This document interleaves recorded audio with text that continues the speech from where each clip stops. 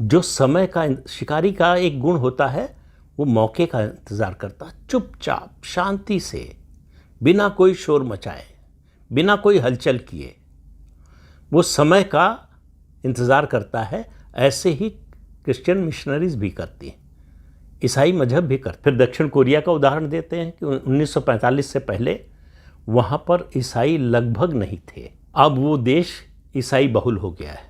तो कैसे हो गया? दूसरे विश्व युद्ध के समय जापान ने दक्षिण कोरिया पर कब्जा कर लिया। उसके बाद कम्युनिस्टों ने बड़ा अत्याचार किया। क्रिश्चियनिटी ने इन दोनों का फायदा उठाया और दक्षिण कोरिया की जो इंडो परंपरा थी उसको पूरी तरह से नष्ट कर दिया। और उनके मुताबिक कोरिया जैसा ही धर्मांतरण इस समय पंजाब, आंध्र प्रदेश, अरुणाचल प्रदेश में हो रहा है। और फिर इस्लाम का जिक्र करते हैं, कहते हैं इस्लामी सेनाएं राजनीतिक जीत और आर्थिक जीत से संतुष्ट होकर नहीं बैठ जाती। वो जब तक जबरन धर्मांतरण नहीं करा लेते हैं या फिर एथनिक क्लिंजिंग नहीं कर देते हैं, जैसे कश्मीर में हुआ, तो उन्होंने जबरन धर्मांतरण कराया।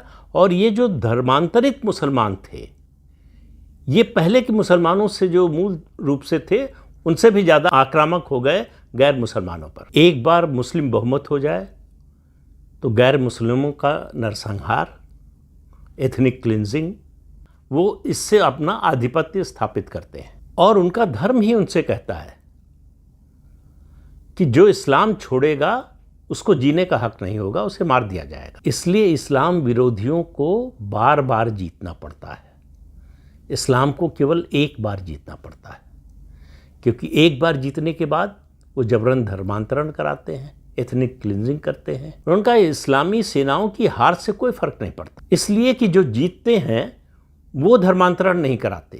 कॉमन एरा की 13वीं शताब्दी में मंगोल में बौद्धों का राज स्थापित हुआ। 3 पीढ़ी तक राज किया। मंगोलों की इन 3 पीढ़ियों ने सबसे बड़ी जो गलती की, मुसलमानों को पूरी आज़ादी दे दी और इसका परिणाम चौथी पीढ़ी को भुगतना पड़ा और इस्लाम की विजय हो गई। लेबनान का उदाहरण देते हुए कहते हैं 1950 तक लेबनान मल्टी कल्चरल था।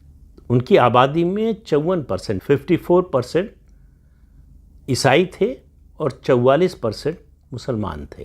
3 दशक में, सिर्फ 3 दशक में लेबनान मुस्लिम बहुल राज्य बन गया। और वो चेतावनी देते हैं कि मुसलमानों को अल्पसंख्यक नहीं मानना चाहिए।